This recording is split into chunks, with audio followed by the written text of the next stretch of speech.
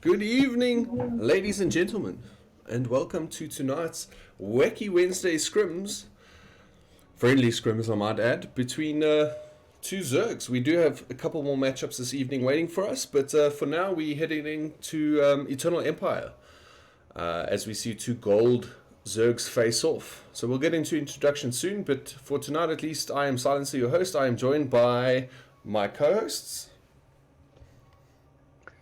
Oh, who are your co-hosts again? Sorry, I I can't missed that. remember. Who are my Oh, co-hosts? okay. Hi, I'm Krytos. I don't know about who else is here. And I'm I didn't know I Blade. was a co-host. Oh, Blade. Okay. Oh wow, we're a full party of co-hosts tonight. Is that who I think it is? Deathly Pants, you joining us? Yes, this is Welcome. Lewis or Deathly Pants. Lewis, welcome. Welcome, Lewis. Okay, so let's do some formal introductions. In the bottom left, starting in our pink, as our CSO repping BloodRayne. As the Zerg, it is BloodRayne once more. And in the top right-hand corner, the green Zerg representing SC2SA. Former second-place player in one of the CSO tournaments. It is DarkAngel. What a pleasure it is to have DarkAngel playing once more. We haven't seen him, he's been out of action, he's recently relocated countries, but to have him in a CSO tournament, an informal tournament, albeit, it's nice to have him back. So we have a technical question there from Volticus. Yes, Volticus, there is indeed a voice chat going on. Maybe if we can send him a Discord link, let's get him in here. Let's get 5 casters in on this 1v1 Zerg vs Zerg action. That's it. I'm actually going to just send Volticus the link now that you sent me, Silencer. So you carry on with the commentary, and we'll take it from there. No, awesome. Alright, so very early hatch coming out from BloodRayne. It was considerably earlier than DarkAngel. Not too early. We're seeing the same build coming out of both players here. Hatch gas pull. BloodRayne's is slightly quicker than DarkAngel's. Obviously, BloodRayne is going for the quicker saturated gas. I'm assuming that she will most likely be pulling those workers off of the gas. She's not mining as many minerals at the moment as DarkAngel is. But I'm assuming that this is probably going to be a 2-base Zergling rush. I think that's a bit of a play that BloodRayne tends to favor, especially in a ZVZ matchup, but let's see. Right. Okay, I've sent Volt the voice link. Let's see what he's got to say. Alright, so immediately off the start, that spawning pool finished up with BloodRayne and the metabolic boost immediately being researched. DarkAngel a little bit behind here, is a bit out of practice. Is a couple seconds behind on metabolic boost, but I think ultimately here what we're looking at is DarkAngel is getting a scout out on that. Naturally immediately rallies that Overlord out, but does see the Lings, and I'm assuming here, knowing Linglad, we will see, with DarkAngel rather, we will be seeing a Baning Nest being dropped quite soon.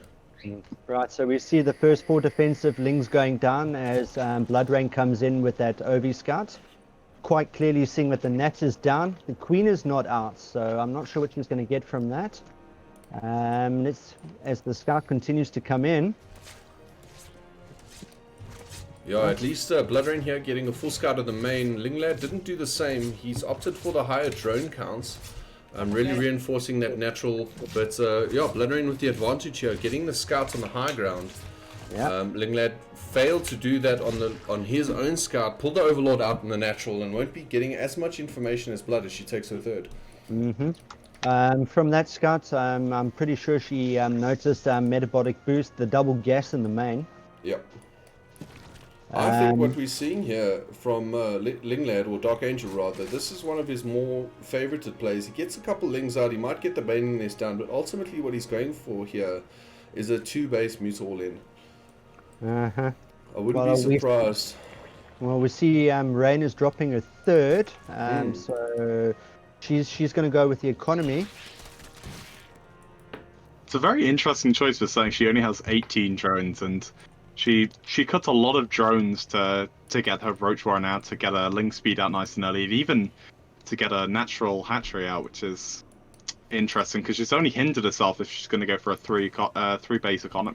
Absolutely. It's a bit of a strange play. I mean, she's investing a hell of a lot into the macro game without really reinforcing those bases. And so, you know, she's getting the roaches out, she's getting the lings out, she's going quite an aggressive push onto the third of Dark Angels with that. But as you said, you know, Lewis, it's a bit of an odd play. Some of Dark Angel's lings do make it into the main. They might be able to pick off that queen if the drones don't get pulled. Yeah. And they will actually take that queen. It's going to get all these drones as well. She's not paying attention. I think Krytos said it was a odd play. Oh, is We have managed to, so... No, BloodRayne's going for the aggressive push.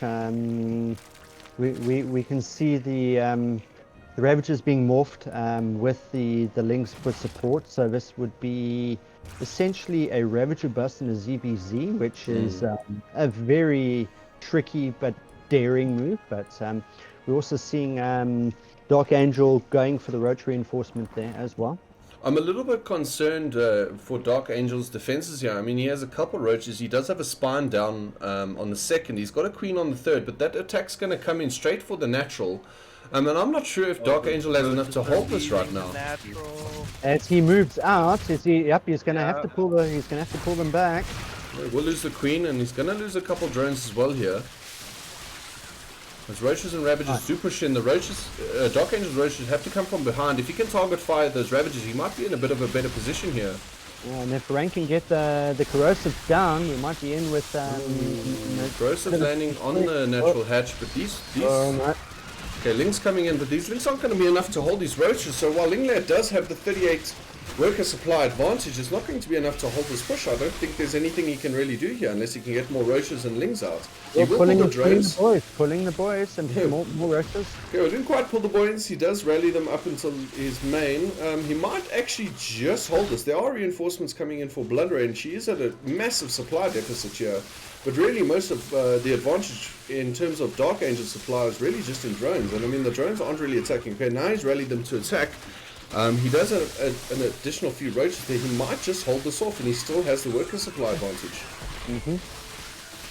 I think the advisable thing here is to pull back, regroup, make sure that we get the roach count up, potentially get some upgrades down, even maybe Baneling Nest might be. Yeah, it's really a play I expected a little bit earlier, but DarkAngel actually in a very good position here. Yeah, it doesn't look like DarkAngel's going to give BloodRayne any opportunity to tech out to this, to make any drones, because he's going to go straight on the counterattack. Yeah, absolutely. And Rain being significantly down on the drone count is going to put her at a disadvantage with this. Yep. Moves in with a ling. Oh, nice connect. Big connects on the banelings there. Army supply 23 to 14 going in the favor of DarkAngel. DarkAngel going to put a bit of pressure on this third base. It's only got 4 drones at the moment, when the natural for BloodRayne really only has 3. BloodRayne really not looking good in a position here to hold off this push. Well, I mean, I think potentially sacking the third and trying to get some more units out would be advisable. Like you said, the drone count is very, very low. As DarkAngel continues to build units at home, trying to pressure the third and take advantage of Yeah, I don't like the play here from DarkAngel. I think prioritizing the hatch was maybe the wrong push, but he was probably waiting for those extra lings to come in before he tries to sort of assault the natural expansion of BloodRayne's.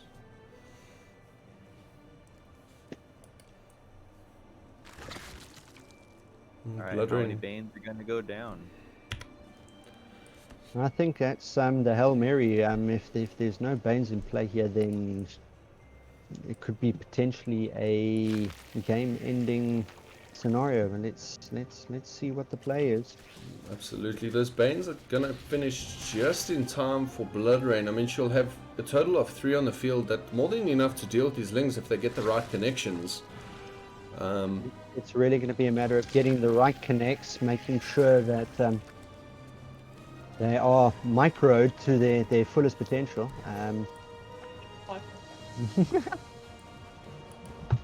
Meanwhile, at the back of this, we really do see quite an army supply advantage for Linglad, or rather DarkAngel, as DarkAngel yeah, he's taking that, going for the worker count. He's using that fully to his advantage now. Yes, we're seeing the attack coming out. Good baiting connections coming out for BloodRayne. We'll get a bit of a surround on those roaches, and I don't think this push is going to amount for anything for DarkAngel. Going to lose all of his... That was nicely held, I must admit. I'm thoroughly impressed. That was a nice hold. Yeah, fantastic hold. We see more reinforcements coming out for BloodRayne, but she is at a massive disadvantage here. I mean, the worker supply currently is 45 to 21. And DarkAngel just continues to reinforce his army. It doesn't really matter that he lost the two at the moment. I mean, he's just gotten out a couple of Hydras. Seems like he will rally them behind the map and try to get them onto the supply line of the main.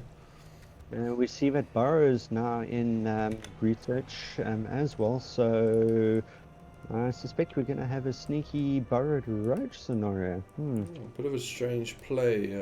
Really a bit uncharacteristic of Linglad, or rather DarkAngel, but he does get that macro hatch down on the main.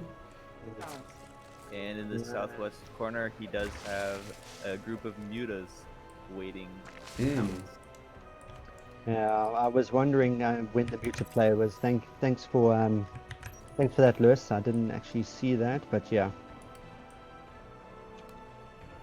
that would be the play. What is DarkAngel in this position? It looks like he's going to go for a two-pronged assault here. He's going to send the mutas into the main. There is an army of roaches headed to the natural as well.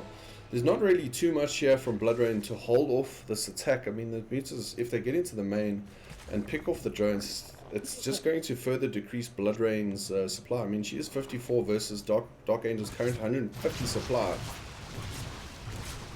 Does target that spore. We'll get the spore down, and looking to get the queen as well as a couple drones as the roaches do come in on the natural. The roaches will take the remaining natural, and I think that's just GG. I think DarkAngel here showing a force of power, and BloodRayne now currently on 30 supply. She does call GG, and I think GG indeed. GG. GG.